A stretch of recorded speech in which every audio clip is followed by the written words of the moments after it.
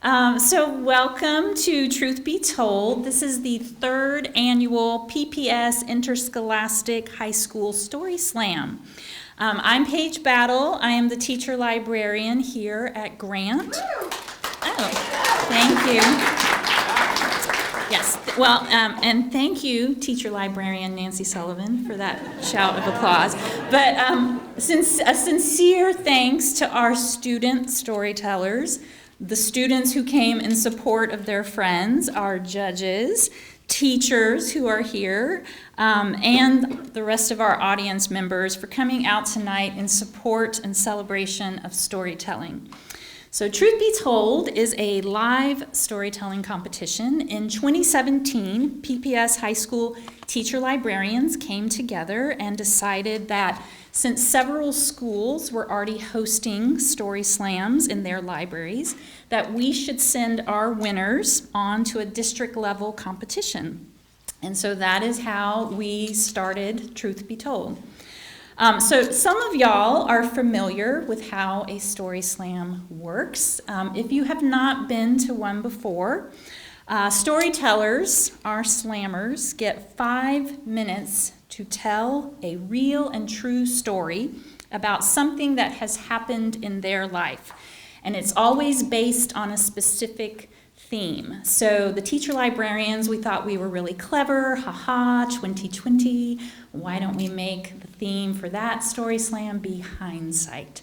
So you're going to be hearing stories tonight around that theme.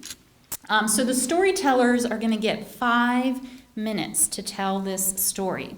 And if they hit that 5-minute mark, they are going to hear a very gentle note from Ciela. So let's hear that gentle note, Ciela. Little ding to get your attention, 5 minutes.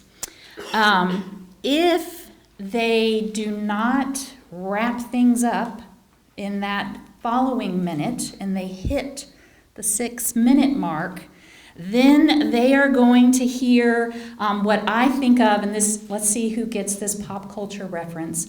I think of this as the Ed Grimley sound of alarm if they hit 6 minutes.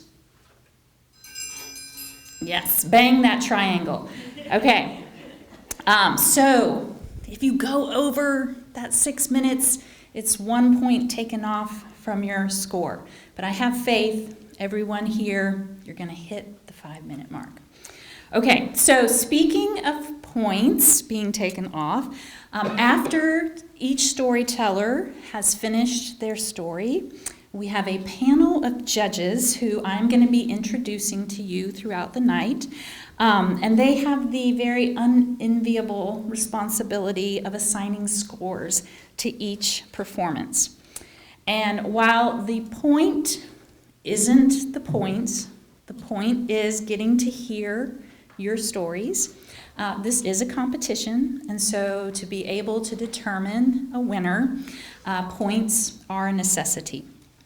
Okay, so before we begin, if everybody could look at their electronic devices and silence them, that would be great and won't interfere with Ciela's triangle playing.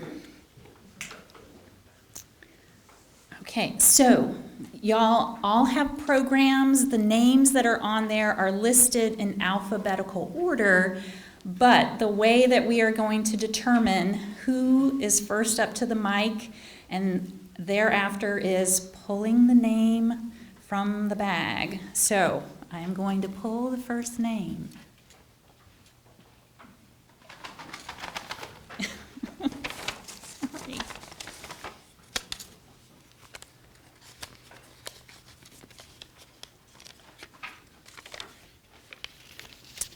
Okay, when I ask this student who's about to come to the mic, today is National Love Your Pet Day. It is also National Cherry Pie Day. This student said there are some very beloved pets, and then I said beloved, that was the adjective I put on it, and the student said no, it's just my 2 cats, Mr. and Mrs. They are inside cats who did not take advantage of the litter box the way that they should. So please welcome to the mic Davasate Phelps from Madison High School.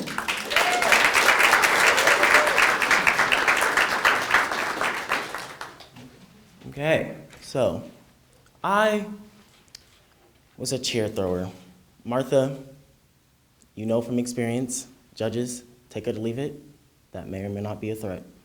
So, when I was a little young boy, I lived in Washington with my grandpa, and I went to this school. It was Frontier and Pioneer. I went to Pioneer, the gross, disgusting little kid one. And Pioneer, and then for orchestra, I would have to go to the Frontier building where all the middle schoolers were. And trust me, nobody liked the middle schoolers because they would throw trash over the fence and try to hit us little kids like, oh, you ain't throwing no damn trash at me, psych. And so, you know, I just don't really have good relations with them. And plus, I was on a diet. Like, first off, let me get me straight. Who puts an 8-year-old on a diet? Like, I can see why now, look at these thighs. But like, I was so young. And so, yeah. And so, and I was on a diet, and me without food is, you know, a plane without, you know, wings. It just doesn't, it's like, why are you there? You're useless. I just can't function right. And so, of course, this was this one girl's day. It was her time to just get on my nerves. There's always this one person in the class who's like, well, actually, you can use the factored form instead of the quadratic formula. Like, Rebecca, shut up. We get the same answer. Calm down. Okay? And so, you know, I get to orchestra and I sit myself down in the little violin section. And, you know, we get to this one song. I don't remember what it was, but yeah. And I guess, you know what, not I guess, I tuned my instrument wrong. I did not have a very good musical ear back then. And I was just not set up for success. And so this girl, she was like, she wanted to play the song, and so we played it. Not this girl, the conductor. And we played the song. And then, you know, I'm gonna call her Rebecca, just has to stop the class and be like, I think someone's flat over there. Like, and plus she was looking directly at my eyes. Like, who does that? You can't just say, I think somebody over there is, you know, smelly. Like, and then you look them right in the eyes, like, you just don't do that. Okay, you just gotta look in that general vicinity and be like, yeah. And so she's like, can we play it again? And I was like, shit, oh, please don't let it be me. And so we start playing again, and you know, I'm over here I'm just feeling my vibes. I'm over here having a good time. And then, you know, Rebecca just stops the class again. Like, shut up, we get it. And she's like, you know what? I think I'm just gonna go over and sit next to him and bully him. And so she didn't say that, but so she came over to me and she sat down. And so we start playing the song again. And she's like, oh, it's Davasate. I don't know where he's flat, but I think he should play it again, you know, to see where he's messed up, and I can give him pointers, okay? And so, and let me tell you, okay, I put my heart and soul into this little whatever I was doing. Like, y'all don't even know. This note was like, I'm sorry, it was just so good. Like, that was loud. I put everything I had into it, and then she looks at me for a good, 2 seconds, and she screams, "You're flat!" And I'm like, who? Me? And so, you know, the next wise decision was to hit her repeatedly with my violin. Over and over, you know, blood, sweat, tears coming out of orifices they shouldn't. You know, I'm just over here just beating her to death practically. Like she is on the floor, limp. And so yeah, and then the teacher finally does something with her, like, and she grabs, not she doesn't grab me, she grabs the girl and she kind of just drags her out of the classroom. Yeah, that wasn't a very good day for me. Yeah, I got the ass whooping of a lifetime there. Like, I'm pretty sure you can still see the indents that my grandpa gave me that day when he found out that I hit that girl. It still hurts. And so yeah, but I'm trying to connect this to hindsight, but I can't. But you know what? I'm honestly glad that I did it. I'm glad that I hit her. I'm glad that I gave her brain damage because, I would have to be stuck in Washington and like, ew, nobody likes Washington. I'm sorry. Like that state is irrelevant. And plus I wouldn't, give up violin. And also, ew, nobody likes violin. It's disgusting. And so yeah, that's my story. Goodbye.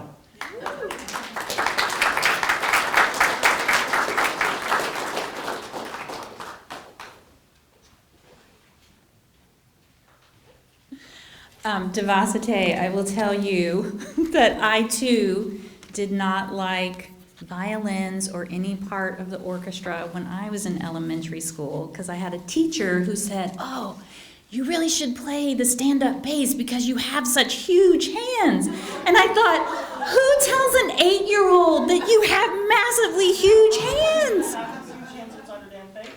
So I did not do bodily harm to her, but I can understand those feelings. So thank you for sharing with us. Okay, so to introduce you to one of our judges tonight, we have Matt Brown, and he said that his first cat's name was Beeswax. It was a giant tabby, and he has always wanted to have another pet just so he could have a pet named Beeswax. And then he also shared that chocolate chess pie is hard to find on the West Coast. Don't I know it? It's a Southern thing. Don't I know it? It's dense chocolate with an almost crispy crust on top. And so Matt, and I'd have to agree, although the coconut cream pie that somebody likes as well, close second. So by far the best pie. And sometimes if you go to Loretta Jean's on Division, you know it, you can find this pie there because Matt Brown told them they needed to have that type of pie. Thank you. So if you are wondering, what does that taste like? Try out Loretta Jean's.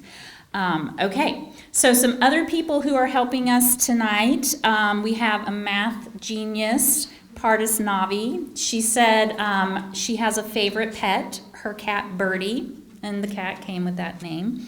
And then our other math genius is Lily Lovett, and when I said, hey, today is National Love Your Pet Day, and it's also National Cherry Pie Day, instead of saying a favorite pet or pie, Lily said, my gosh, that sounds very Sweeney Todd. So there you have her answer. But then she was quick with the rejoinder that her mama's chocolate bourbon pie makes her very happy. So, all right, next up to the microphone.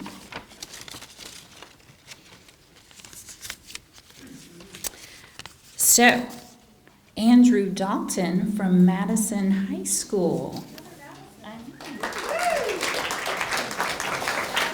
Okay, so before I begin the story, I just want to say I didn't put anything about appreciating my pets or anything, because this whole story is basically one giant appreciation to my pet. All right, so in my house before my current one, it was this simple one-story house with a large backyard. Because of this large backyard, my dad wanted to get a dog. And just so luckily, one of the members of our church was giving away a dog. This dog's name was Bella. She was this old beagle mix. and I absolutely loved this dog. But it was clear that she didn't really care a lot for me. She was more my mom's dog. Now, I tried everything that my 6, 7-ish-year-old mind could do to get this dog to like me. I pet her constantly. Whenever I was allowed to, I gave her a treat. And whenever my neighbor's chihuahuas started barking at Bella, I was barking at the chihuahuas. It was funny to see just a 6-year-old boy going "Ruff, ruff, ruff," at these chihuahuas. It was weird, to say the least. Either way, none of it worked.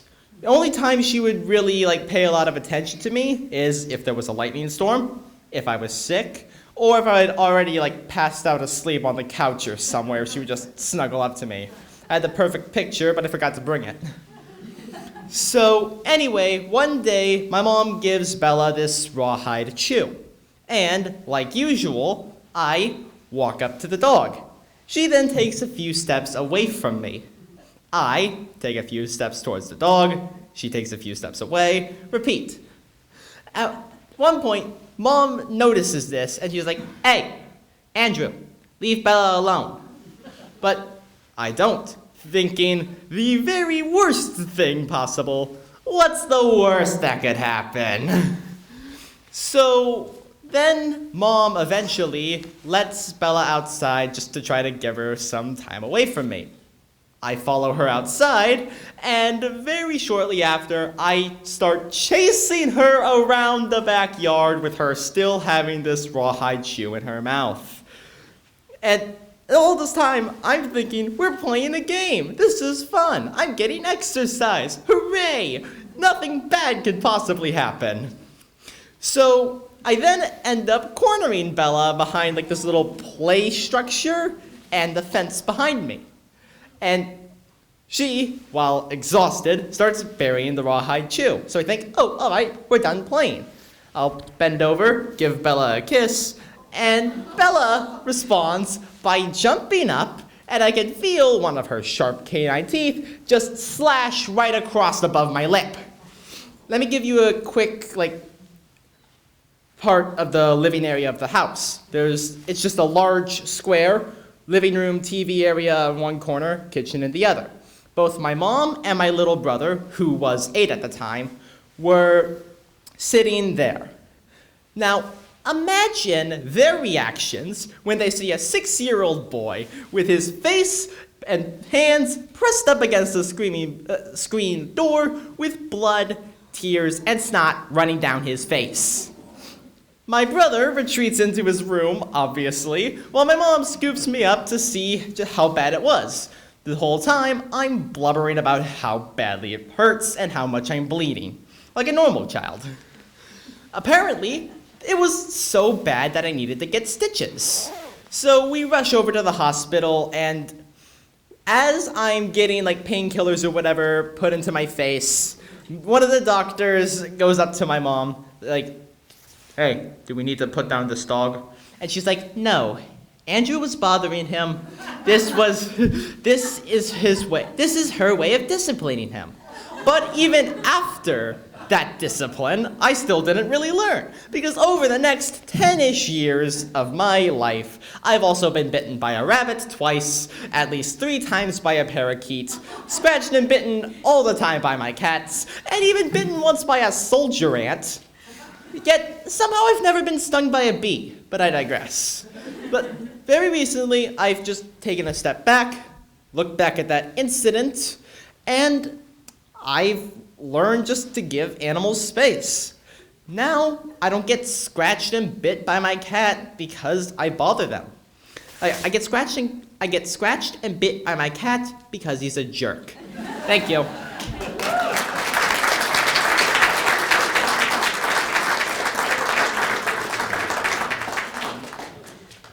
So here's a fun bit of trivia for you, Andrew. There are more cats in the United States, but there are more dog owners than there are cat owners. So you're in good company with your dog, Bella. What's that? Damn shame. Okay. So One of our other judges tonight is Darshanpreet Gill. Is it Gill or Jill? Gill. And when asked about pets, she said, "My favorite pet is my cat, Mr., who is my soulmate." So who knew you have a cat named Mr. as well as one of your students? Very nice. So keeping time tonight is one of my students, Ciela Capage, and I asked, pet or pie? And she went with pie. Her favorite is apple pie. It's always been her favorite, and the best way to have it is with vanilla ice cream and whipped cream. And then, keeping on with the pie theme, we have our videographer, Frank Dadula, who loves pecan pie. So there you have it. And I need to go get the names. Hold on.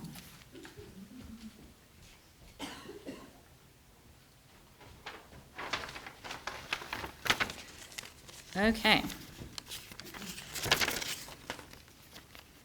Next up, this next storyteller said, "It seems fitting to mention that I have a most wonderful cat with 5 names, Kangaroody Perfuzz Sanchez Althoff, aka Mr. Limousine Legs, and that our relationship is that of 2 pacifists." So please welcome to the mic Troodon Althoff from Franklin High School.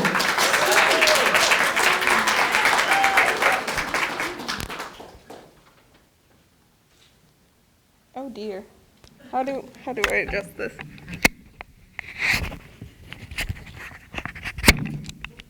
I think Okay. Sorry. let's just do this. Oh, I can probably. Let's do this. You're just gonna tilt that down. All right. I am very short. But this is a story about something that happened when I was a little bit shorter, believe it or not. In elementary school, when I was roughly this height, I was kind of a loner, and I chose this lifestyle. Kids would come up to me and ask if I wanted to play with them, and my answer most of the time was, "Not really," and then I'd go off to play with my one friend, who is actually here tonight. But eventually, when I hit about 3rd grade, I realized that having one friend wasn't always the way to go. There were times when Lindsay would get sick or something would happen, and I'd think, well, it sure would be nice to have someone to play with. So by that point, I didn't have the advantage of being the new kid, and there wasn't anything particularly special about me. So trying to find friends that I was already classmates with and had been for years, that I had been basically shunning, was pretty difficult. If it hadn't been for that, I don't think that I ever would have said yes when I was approached and asked if I wanted to join Warrior Cats Club. To clarify, I did not like Warrior Cats at all. It was important to me that I was not a Warrior Cat kid. And I also didn't like the person who had invited me very much, but it was the only opportunity I had been given, so I took it. And I went to sign up on the Warrior Cat Club sheet. In order to sign up, you had to sign this kind of contract. The contract contained very normal questions like, what's your name? Are you willing to completely devote yourself to Warrior Cat Club? Are you willing to never speak about the events of Warrior Cat Club outside of Warrior Cat Club? All of the sort of normal questions that elementary school club covenants contain. So I go to my first day of Warrior Cat Club at recess, and there are 3 sort of initiation rituals that I have to go through. The first is that I have to eat some mud on a bark chip. And this is not a problem for me because I already ate bark chips. I was like that kid. Probably part of why I didn't have that many friends. And the second thing that I had to do was to test my reflexes, which meant that other kids would throw things at me, and I had to dodge.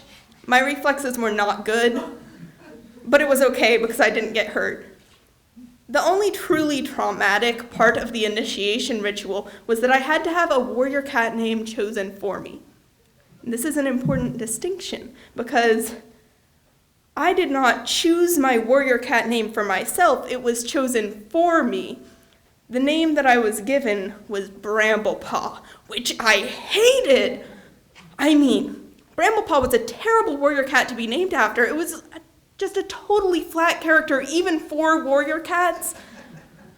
But then, worst of all, it put me in the fighting class of warrior cats, which meant that when we got together as a club and had our sort of warrior cat duels, I was one of the kids who would be forced to fight. There was a kind of atrium area in a semicircle of trees and logs at my elementary school, and once you were in there, the teachers that were supposed to be supervising us could not really see us. So that was where we went to have our sort of warrior cat gladiator fights, where me and the other fighter warrior cats would duke it out cat style, and there would be a lot of scratching and a loss of hair and the occasional bruise. It wasn't that bad, but it was definitely the kind of fight that a high school security guard would be worried about among high schoolers, only we were children. And I was beginning to realize after a little while of warrior club going on that I was not really about this. The payoff was not what I had expected. And so I came home to my mom and I was like, Mom, I got involved with this group. There are some weird things happening, Mom. You don't understand. They're like fighting. They're making me fight. I've got to get out, man. And she was like, just leave. You can just tell them that you want to leave and leave. I was like, Mom, you don't understand. I signed a contract. So I stuck with it for a little while until eventually my mom threatened to get a teacher involved somehow. And that was not how this was going to end for me. This was a problem that I had taken upon myself. This was between students. I wasn't going to get anybody else in trouble. This was about me and my personal journey to stop being a warrior cat kid. It's an intensely personal journey if you ever have to undertake it. So I talked to the girl and I was like, I've got to get out. So she was like, okay, you couldn't just leave Warrior Cat Club. You had to be excommunicated. So I had to walk over to her house, which was across the corner from school. And once I got there, where there were all of these cats walking around, these really scruffy cats, so she points at one and she says, okay, you have to give it your warrior cat name now. You have to pass it on. So I was like, okay, cat, your name is Bramblepaw now. Good riddance. And I looked up at the leader of Warrior Cat Club. I looked at my almost friend, and she looked very sad in that moment. And as I was going home that day, I realized something that I couldn't quite put words on at the time, but what I recognize now is that Warrior Cat Club was not about warrior cats or fighting. It was about another kid like me who was trying to make friends and didn't know how. And even though I'm glad that I left, I wish that I could have been a better friend to her then.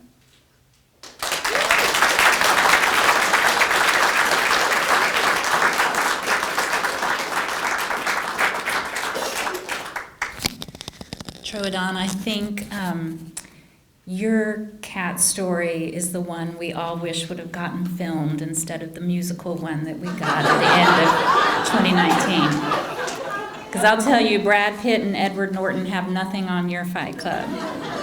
That would have made a good film. So speaking of Franklin High School, I was going to give a shout out to the different schools that are here because it's musical season and I love musicals. And at Franklin, they are putting on Clue on Stage, which, yes, is based on both the 1985 movie with Tim Curry, which is incredible, and it was inspired by the classic board game. So Clue is a hilarious farce meets murder mystery. The tale begins at a remote mansion where 6 mysterious guests assemble for an unusual dinner party where murder and blackmail are on the menu. So they're having evening performances on February 28th, 29th, March 6th, which we all know what that day is, Miss Battle's birthday, the 7th and the 8th at 7 p.m., and then a matinee on Sunday, March 1st at 2 p.m. Okay, so another one of our judges that I wanted to introduce you to is Jonathan Hill.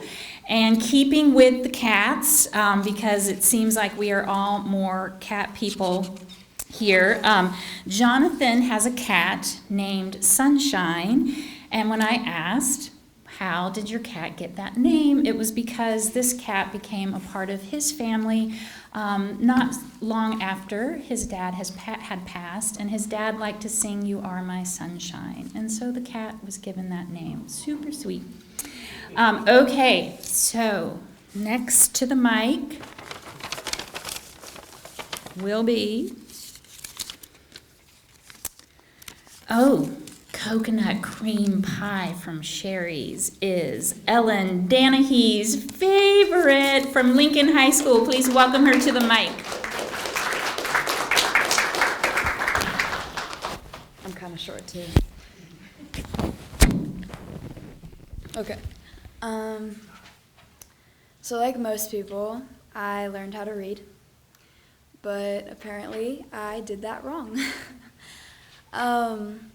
Over the years, reading was always a little bit difficult, but also, as you're learning, things are a little bit difficult.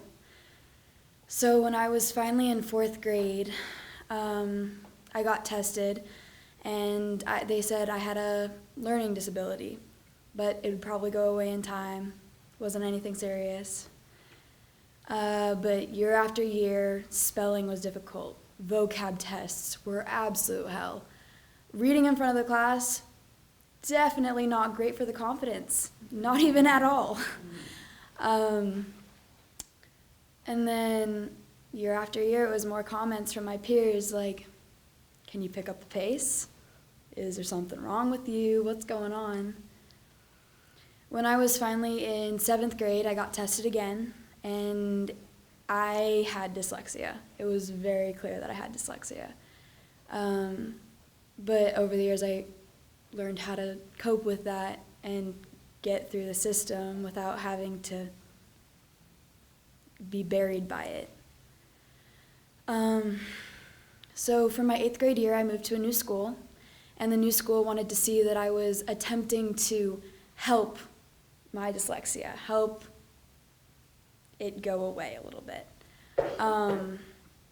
And so they put me in a program called Orton Gillingham.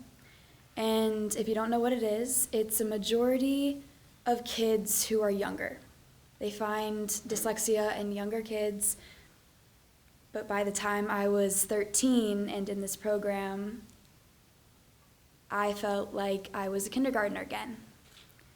I would be separated from my class to go to a separate room where they would reteach me the alphabet.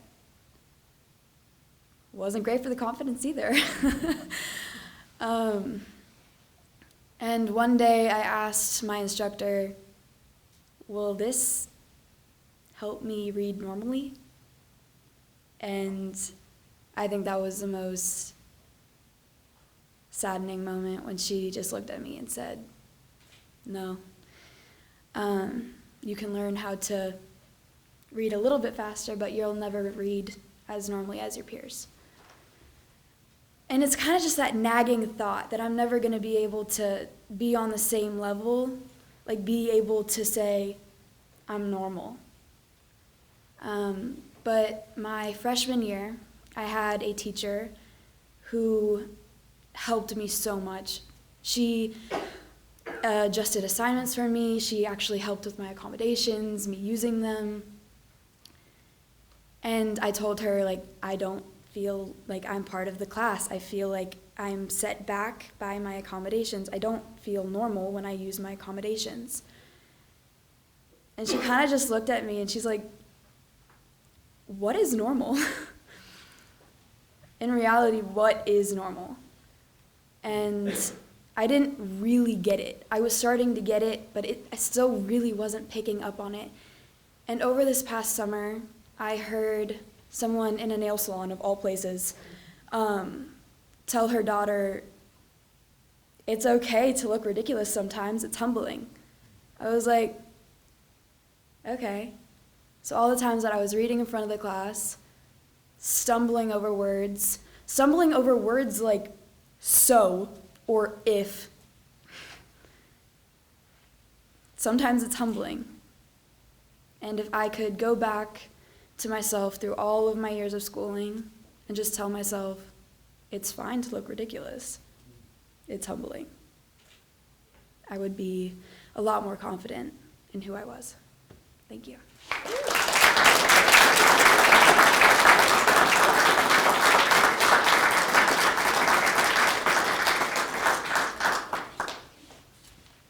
Thanks for sharing that. As a teacher, it's always nice to hear when students have that teacher in their life that's meant so much to them. So thanks for sharing.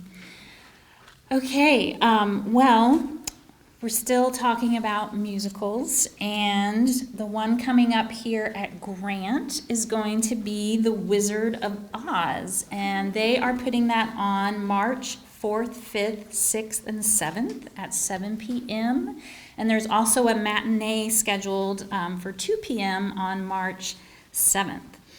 So 2 more people to introduce you to. We have an official photographer with us tonight, Tim Elmer, and he said that the light of his life and what takes up most of his waking hours is his Old English Bulldog, Lloyd. So I wanted to know, how did he get that incredible name? Because I was thinking silent film star Harold Lloyd, but no, just came with the dog. And then on our judging panel, we have Samantha Matsumoto. Her favorite pet is her cat, Todd, who acts like a dog. Named after Sweeney Todd, perhaps? No. Okay, so next up to the mic.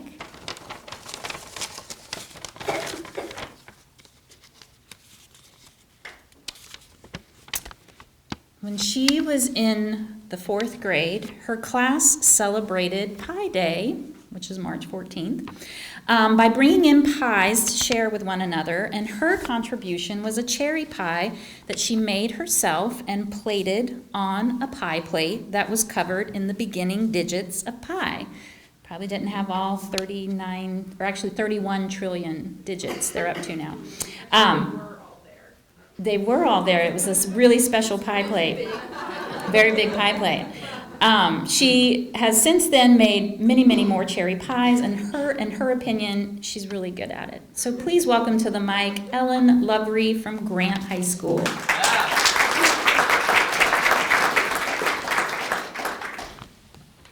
I'm not short.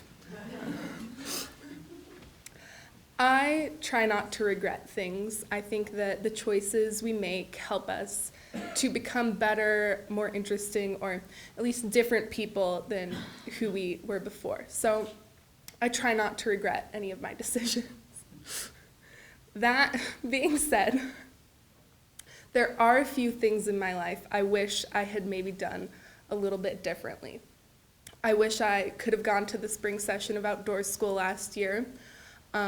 I wish I hadn't bought every single Sarah J. Maas book in brand new hardcover, because I spent probably close to $200 on those, and that's money that I'm never getting back. But most of all, I wish that I had been a summer camp kid. And I know that's probably not the thing I'm supposed to regret the most, but it is. And really, I kind of am one. I mean, I grew up going to different summer camps here and there, but I never really felt like I fit in at any of them. The first summer camp I went to, how should I put this? It was the worst. The best thing that ever happened to me in all my summers of attending was that one year I was on the cover of the Portland Parks and Recreation Kids Summer Activities in Northeast Portland catalog. Everything else pretty much sucked. But it was super cheap, and the lunch was free, so I understand why my mother sent me there. I would have sent me too. The second camp I ever went to, the first overnight camp, was called 4-H camp. I know the H's all stood for different things. I can't remember now what they stood for. I think one of them might have been horse, because there were lots of horses there. But I really don't remember. This camp was significantly more fun than Parks and Recreation day camp. But it wasn't until my third summer camp that I realized 4-H camp wasn't really all that fun either. Camp Magruder was where it was at, man. This camp is bordered on one side by a lake and the other side by the Pacific Ocean, so there's like plenty of opportunities to die. Thankfully, none of us did. We did have a lot of fun, though. But I noticed at this camp, and I had kind of noticed at the other one too, that everyone else had been coming back here every summer for years and years, and they all kind of knew the lay of the land. They knew all the words to all the songs, because there are a lot of songs. And they, were regulars. And I was really the only one asking questions about where things were and like what time we did certain activities when. It was also 6th grade, and middle school is the time when you have to start pretending you don't like anything anymore. And summer camp was one of those things. So even though I was having the time of my life discovering this wonderful new experience, everyone else had already had that experience, and it was just kind of a routine thing for them. The 4th summer camp I went to was called Camp Collins. This camp was more fun than 4-H camp, but less fun than Magruder. It's like a solid second place. I think this camp was just too long. It was 2 weeks, and that's too much time to spend with a bunch of people you've never met before. The most exciting part about this camp was a 2-day rafting trip in the middle, up the Deschutes. It was actually while the Deschutes was on fire, so the second day we were rafting through smoke and flames. More opportunities to die. We didn't, though. But I noticed again at this camp that, everyone already knew each other. They'd been coming here for years and years. There were 2 girls in particular who really stood out to me. They lived on opposite sides of Oregon, and they never would have met if it weren't for Camp Collins. And yet they were best friends. They kept coming back year after year, organizing so that they would be there the same week so that they could see each other. And I thought that was incredible, to have someone who's your best friend who you only saw for 1 week a year. I walked into 4-H camp at age 10 and realized that summer camp could be fun. And then I went to Magruder and realized it could be more fun. Because I saw all these people who had had all of these wonderful experiences growing up and becoming new people at summer camp. And I think what I really wish most of all, in hindsight, if you will, is that instead of just watching all these people have these experiences and create these magical relationships, I really would have liked to experience them myself as well. Thank you.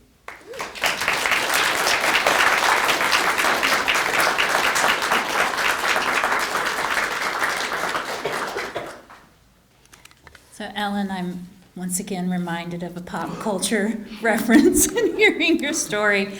I think your karaoke song could be My Way. Do it Frank Sinatra style, or my personal favorite, Elvis Presley style, but you've had some regrets, but you did it your way. So good for you. On our judging panel, we also have Nia Weisberg, and when asked about pie or pet, she said, my Russian, Jewish, Brazilian grandmother's usual pie was a layered Neapolitan pie that had shortbread and custard. She totally took it for granted then, and now she looks for it everywhere, trying to find a bit of her grandmother wherever she goes. And Nia, you'll love this. Lincoln High School is putting on Fiddler on the Roof. They have an evening performance, April 23rd, 24th, 25th, 30th, May 1st and 2nd, 7:30 p.m. There are 2 matinees, April 25th and May 2nd. Put it down now. You and me, April 25th, a sing-along performance. Sunrise, sunset. Yes. I am so going to be there. Okay, so next up to the mic.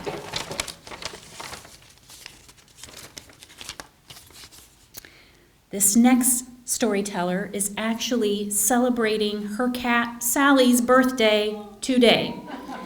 When I asked how she came up with the name Sally, her mother was quick to point out that this storyteller was all of 5 years old when she gave their family pet this name. So please welcome to the microphone Bailey Armstrong.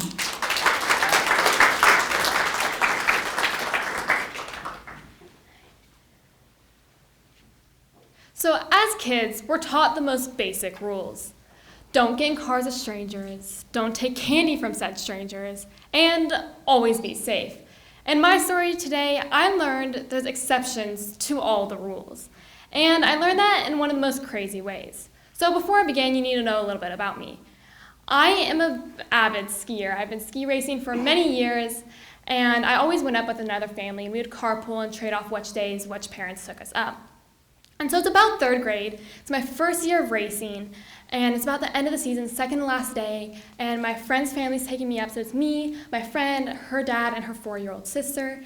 So I'm super excited. Like, I have all my stuff together. I'm like a grown adult. I can do this. I'm 8 years old. I got it handled. And so I get to the mountain, and I'm in my pink little and green jumpsuit, and I go meet my other 5 8-year-olds and my 6'4" coach, who towered over us. And I went up to him and I heard him talking, and he said, "We're gonna do something scary today." And I'm like, hell no.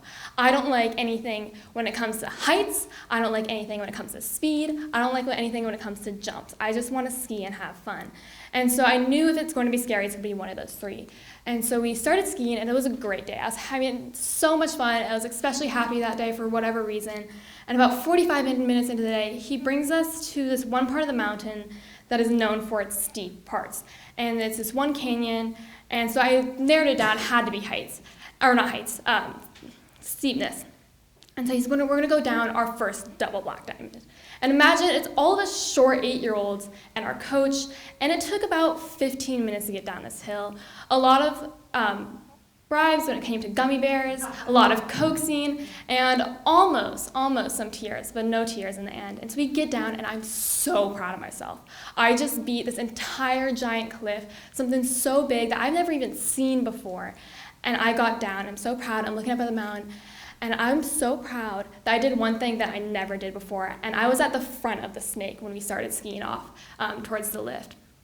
I'm so happy I'm at the front. I'm just excited, and we stop, and our coach stops to make sure we do a head count, make sure we're all still alive, and he's telling me, you know, all the good skiers, they don't fall in the hard stuff. They fall in the runouts. And I'm like, this is not true. If they're gonna fall that giant cliff we just conquered. They're not gonna fall in this easy little blue that's like, now looks like nothing. And lo and behold, we start skiing 30 seconds later, and not even like a couple turns in, I take one of the biggest falls of my life. And I cross my tips, and I start falling down this hill, and my ski got caught. I don't really know what's going on, and I have snow coming down my shirt, and all I can think is I broke one of the fundamental rules. I'm obviously not safe. I don't know what's going on. And so I finally come to a halt. My leg is throbbing, but the biggest pain I've ever felt was the snow down my shirt, because that was cold. And so my coach does his little waddle up, because he was below me on the mountain. He tells these 5 8-year-olds to go figure it out and find ski patrol. Again, we're in this canyon we've never been in, on this one side of the mountain we've never seen, and he sends 8-year-olds off to figure it out and find ski patrol. So we wait for what felt like an hour. It's probably less than an hour, but it felt like an hour. And we're waiting, my leg hurts, and we're just joking around, having fun. I wasn't really paying attention. And we look up towards the back of the mountain where we came down, and we see 2 little guys in their red suits trying to take this giant sleigh down this double black diamond, down this giant cliff. And it was the most entertaining thing. I forgot that I was in pain. I was just hanging out, I was chilling. It's a great day. Other than I probably broke my leg. And so they finally get here, and they don't really talk to me. They're like, what's your name? Is this your coach? Do you know your parents' phone number? I'm like, I'm 8, I don't know my parents' phone numbers. And so they kind of put me in this sleigh, and they start skiing. They barely talk to me. And they start skiing. They can't put me back on the lift because, yeah. And so they start skiing me to this parking lot, and they put me in the back of somebody's truck. No clue whose truck this is. They just put all the seats down and slide the sleigh into the back. And so I didn't know where my coach was because I could only see straight up. Because I was laying on my back, I only see straight up. I didn't know where my coach was, and I broke the second rule. I got into cars with strangers. No clue whose car this was. I wasn't sure if it was an ambulance or a truck. I'm pretty sure it was a truck. And so some random guys were driving me around the mountain.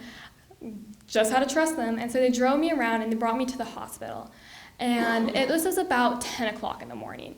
I could not find my adult because I didn't know his name, or I knew his name. I didn't know his phone number. I didn't know how to contact him. I didn't know my parents' phone number. I was just completely lost.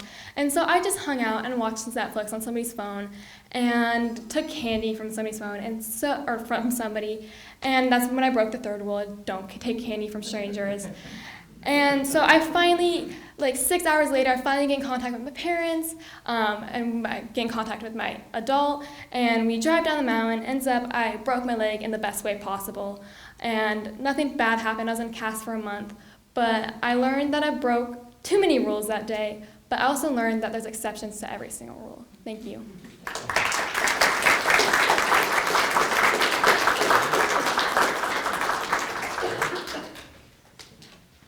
I'm dying to know, have you ever seen the 80s movie Better Off Dead? Yes! Yes! Okay. You got nothing on John Cusack. Okay, so little bit of news to share with y'all about Madison. So start preparing now for Mother's Day because the Madison Library runs a really awesome flower basket fundraiser every year on the Saturday before Mother's Day. So these hanging baskets are made by a nursery from Cuttings and are much nicer than the $25 baskets you can purchase anywhere else. So check out their website to order ahead or simply stop by the Marshall campus because that's where Madison is now. We were there for 2 years and now they get to be there for 2 years. Franklin was there the 2 years before us. We've all done it. So you could stop by there on May 9th to pick up a basket, and school libraries need your support. Once again, I forgot the bag. Hang on. I'm too excited to think about Better Off Dead. Such a good movie. Okay. Here we go. All right. Our next storyteller's favorite pet is his dog, Buddy, a border collie mix who got the name because during the first week he was becoming a part of his new family. People kept coming up to him saying, "Hey there, Buddy." So please welcome to the stage the owner of Buddy, Danahy Fisher from Grant.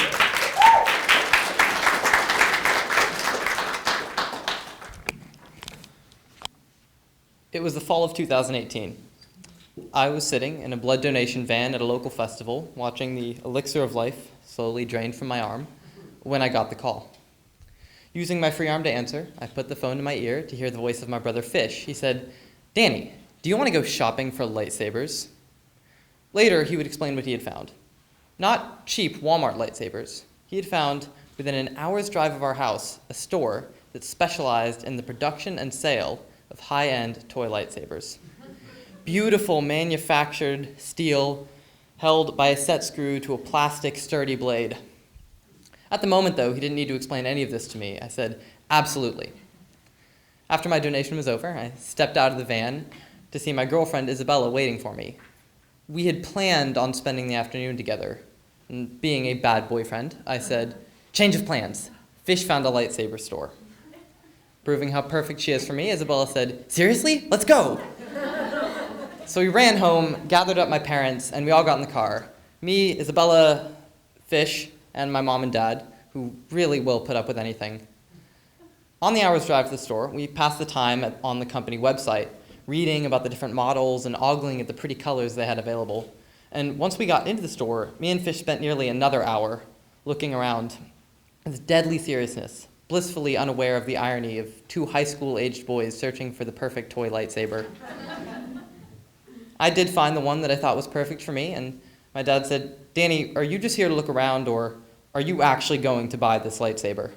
So I looked at my girlfriend, my brother, who had already paid for, chosen his lightsaber, and my disappointed mother. Hindsight is a funny thing. If I had known then what I know now, I never would have bought the lightsaber. I mean, red flags were there.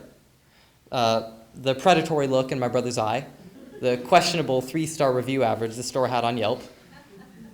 But of course, hindsight is always 20/20. Yes, I said, I will buy this lightsaber. It took some time to put our custom models together and ship them to us, but a few days later they arrived. Me and Fish examined our possessions that day. Mine was a bright light green color, like that of a Jedi with strong powers in the Force. Fish's was a dark red, the evil color of a Sith Lord. Combat was inevitable. With great solemnity, we decided to postpone our duel until after nightfall, reasoning that the effect of the dark night against our bright lightsabers would be cool.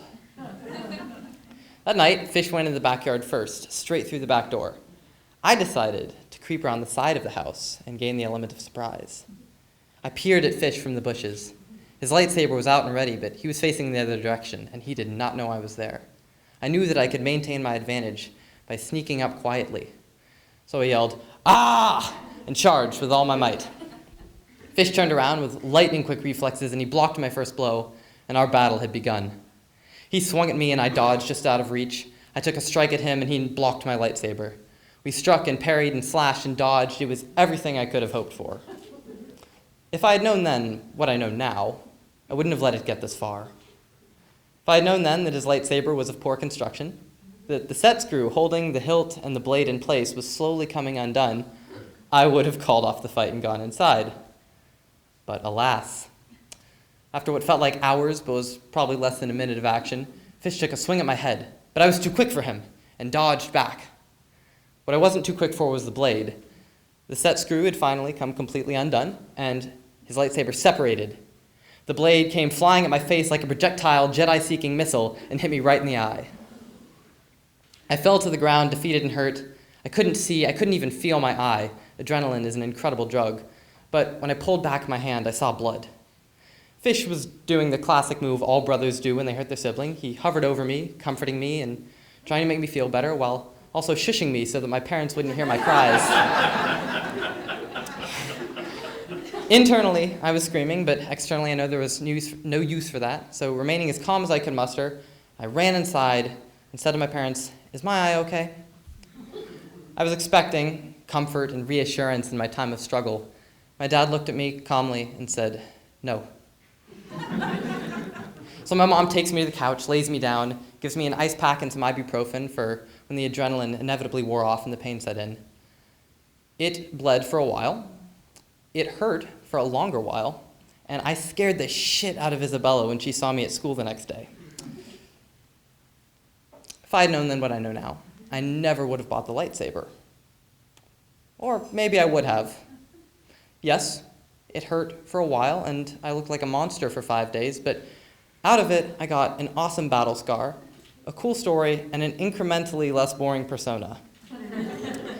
Unlike Hindsight, I was not 20/20 for a few days, but maybe things turned out exactly the way they were supposed to. Thank you.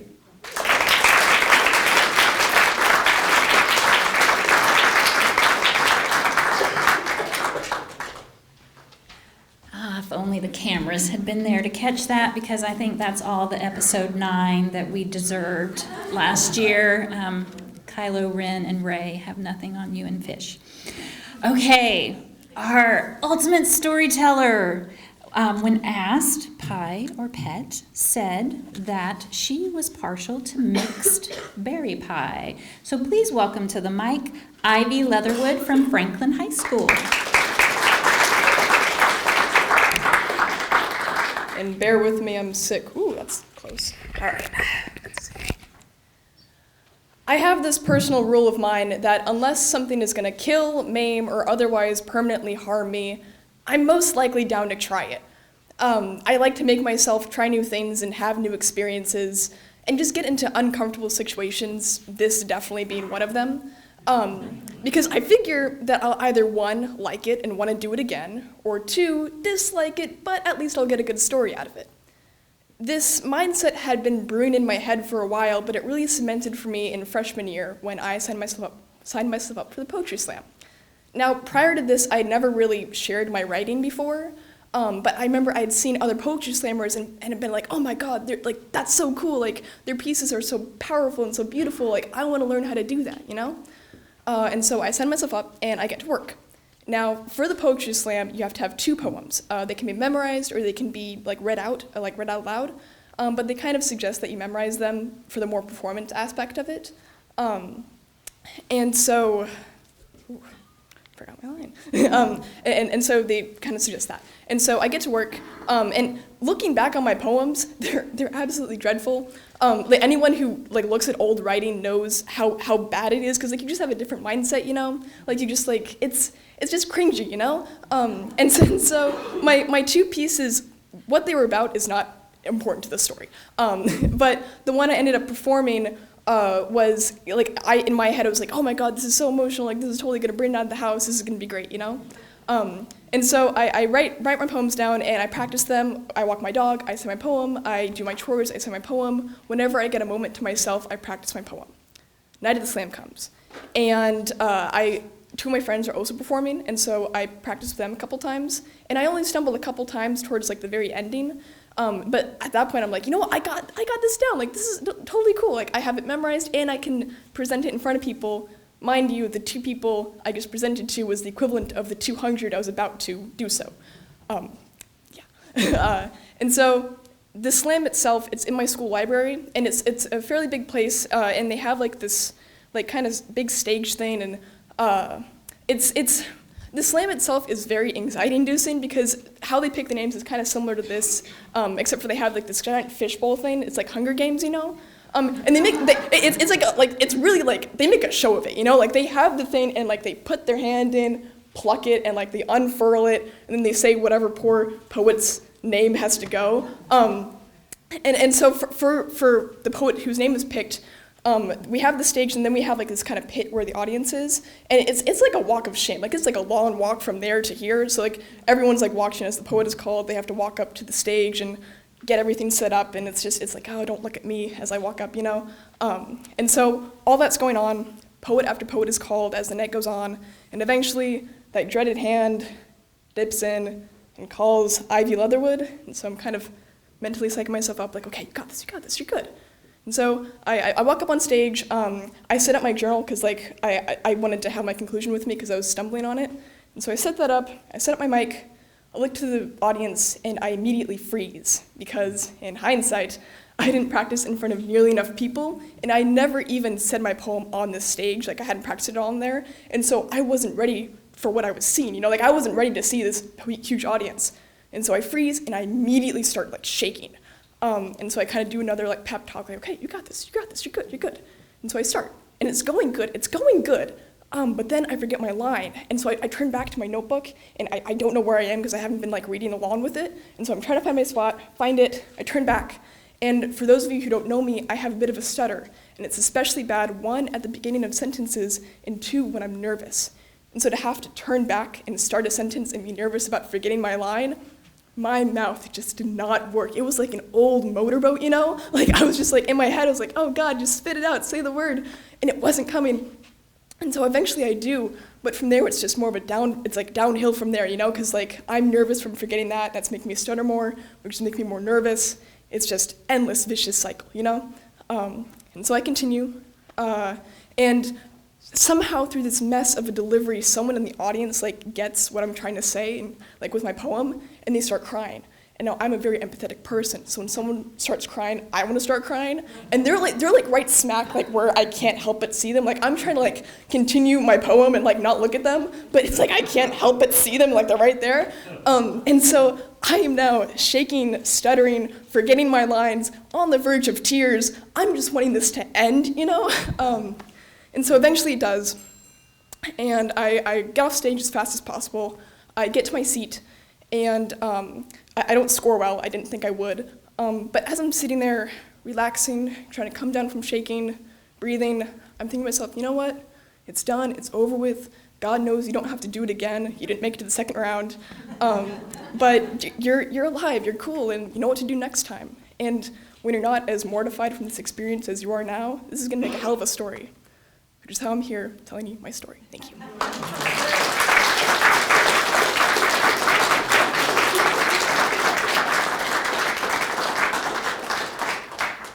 And that was an awesome story. And Versalandia, that was the thing I was going to talk about next.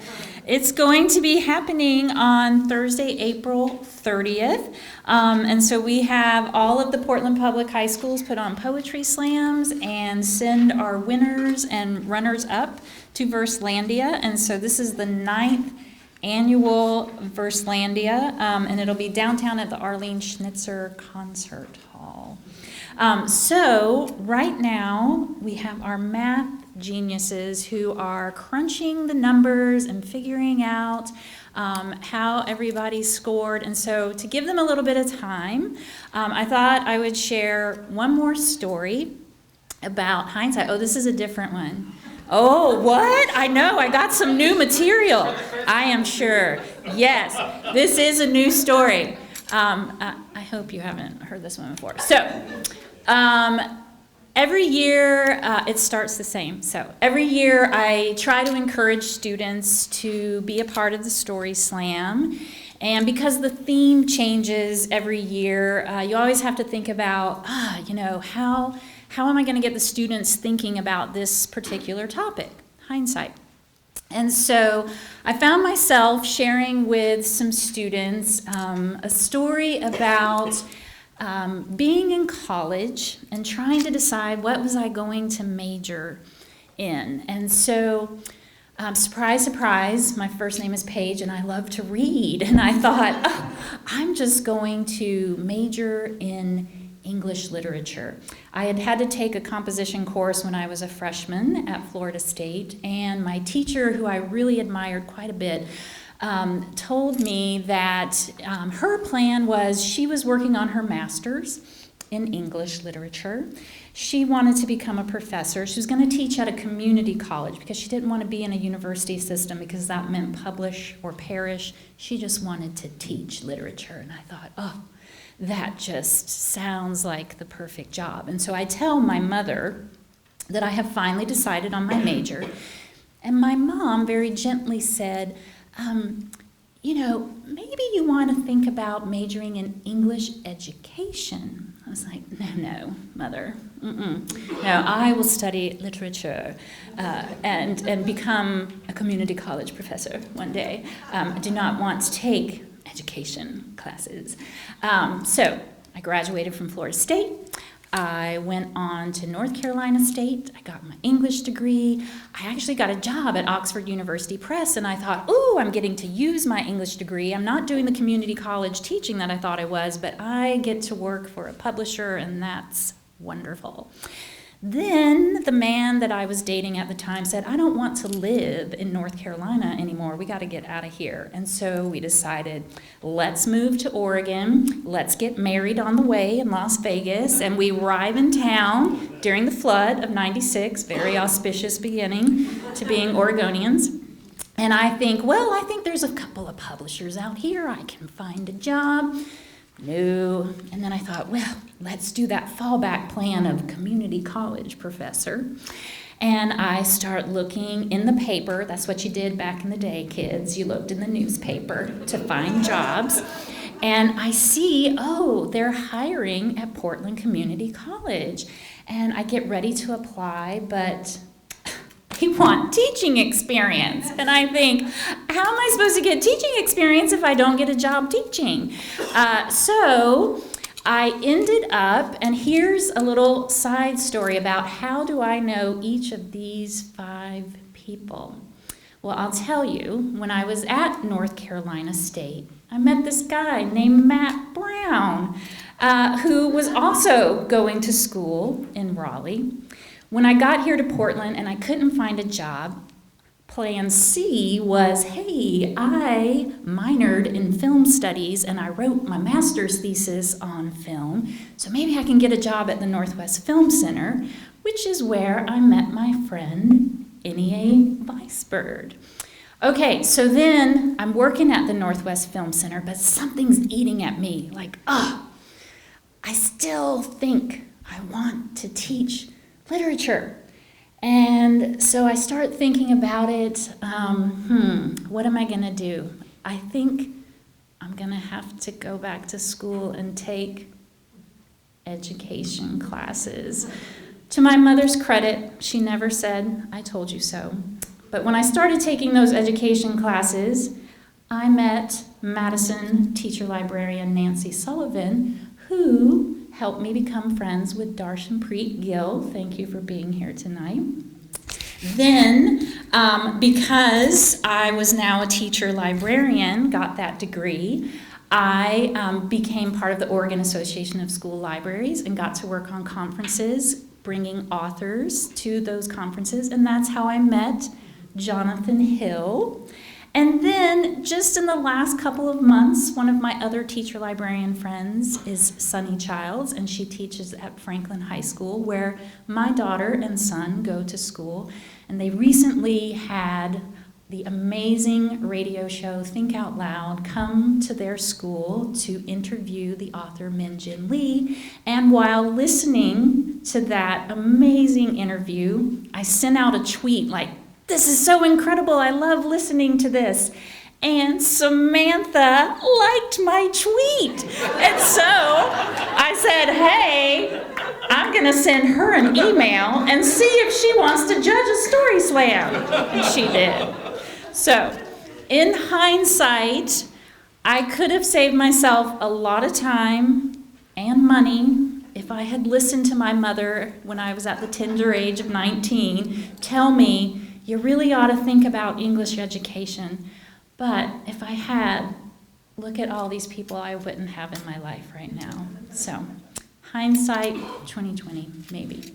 Okay, thank y'all. We have our awards now. So I'm going to ask our student storytellers to come up to the front. This is where we can take a picture of everyone who participated tonight. We can give them one more round of applause for sharing their tales.